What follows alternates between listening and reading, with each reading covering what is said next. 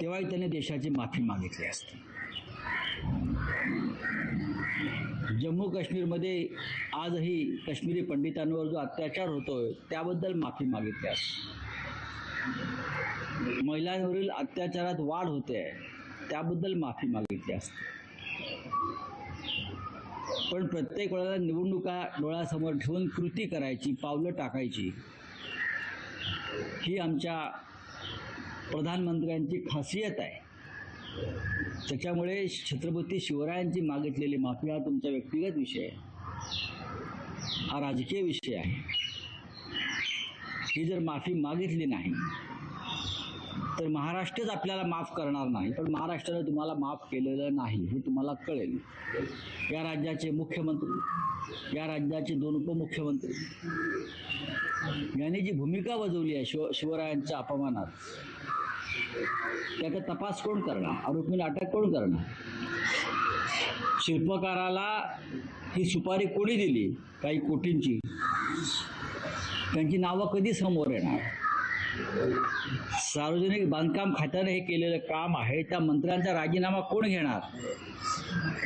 आणि पुतळ्यामागचं जे ठाणे कनेक्शन आहे, तर ठाणे कनेक्शनचा सूत्रधार जो आहे मंत्रिमंडळात वर्षा बंगल्यावर, त्याचा राजीनामा कोण घेणार?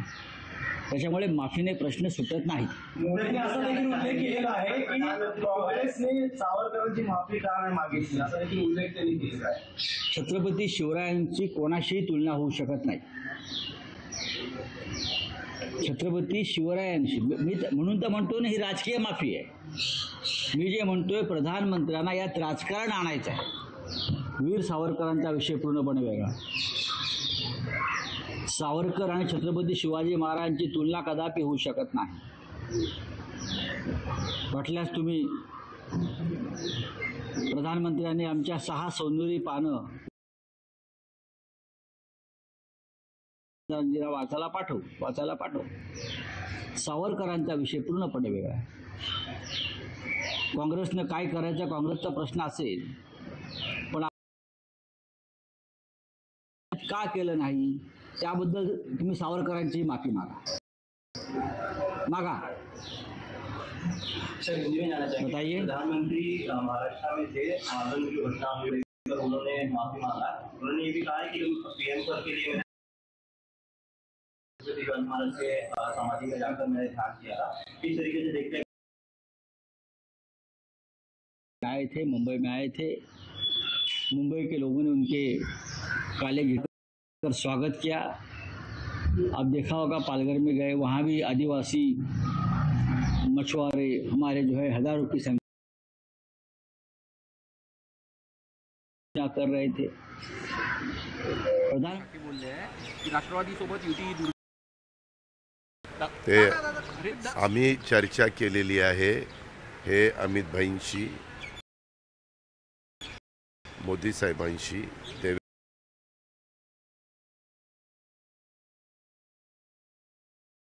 पण खालचे कार्यकर्ते वेगवेगळे बोलू शकतात. हे बोलण्यात काही त्याला फार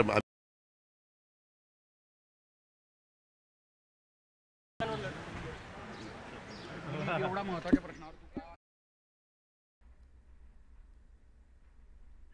माफी मांगो, छूट जाइए.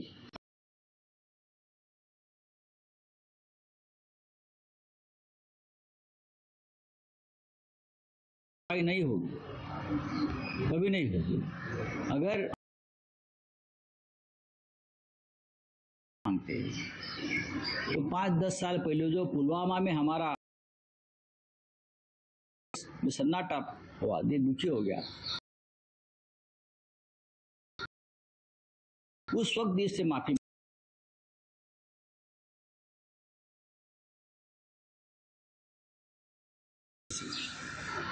जिस तरह से जम्मू कश्मीर में आज भी हत्याएं चल रही है, अब तक घर वापसी का आपका वायदा पूरा नहीं हो गया,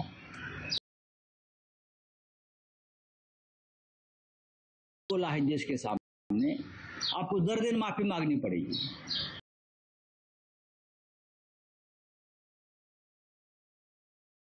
महाराष्ट्र किसी को माफ नहीं करता, खास करके छत्रपति शिवाजी महाराज के मामले में। माफी मांगने के सिवाय आपके पास दूसरा कोई पर्याय नहीं था।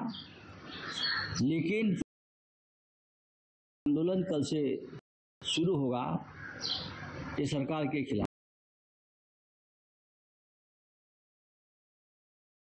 गिनो, 1000 जूते मारो और एक गिरो।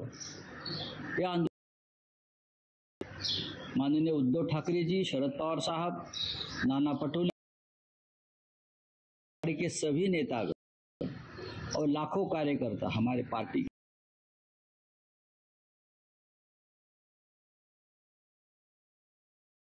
आम जूते मारेंगे और सरकार को भगाएंगे। मांगो माफी। कांग्रेस की ओर से जब प्रधानमंत्री मुंबई आ रहे थे तो उसके विरोध में की बात कही गई थी। हालांकि पुलिस ने कहीं ना कहीं जो कांग्रेस, ये पुलिस की दमनशाही तो होती है। किसी को अरेस्ट किया इस राज्य में, इस देश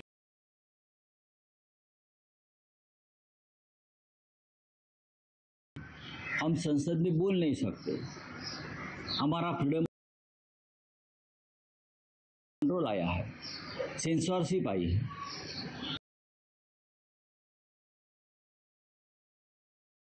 तो आपको इसलिए देश की माफी मांगनी पड़ेगी आने वाले दिनों में।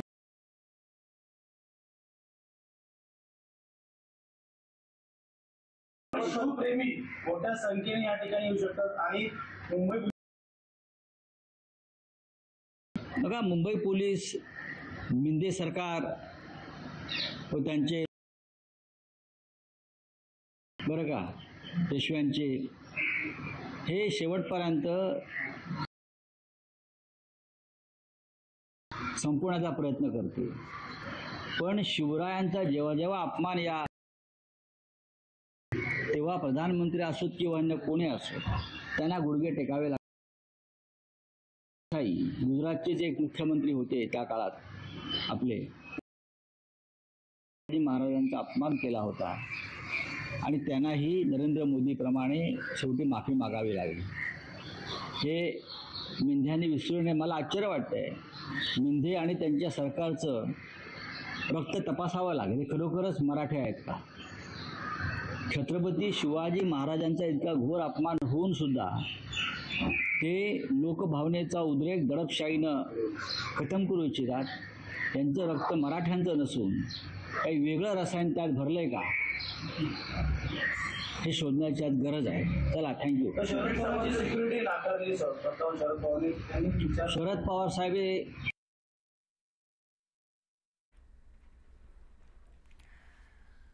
संजय राऊत माध्यमांशी बोलत होते। पंतप्रधान नरेंद्र मोदी यांनी राजकीय माफी मागितली, निवडणुका डोळ्यासमोर ठेवून ही माफी मागितली आहे आणि उद्यापासून सरकारला जोडे मारण्याचा कार्यक्रम मात्र होणारच। या पुतळ्याच्या शिल्पकाराला कोट्यवधींची सुपारी कोणी दिली याचा देखील शोध घेतला जाईल असं संजय राऊत म्हणाले।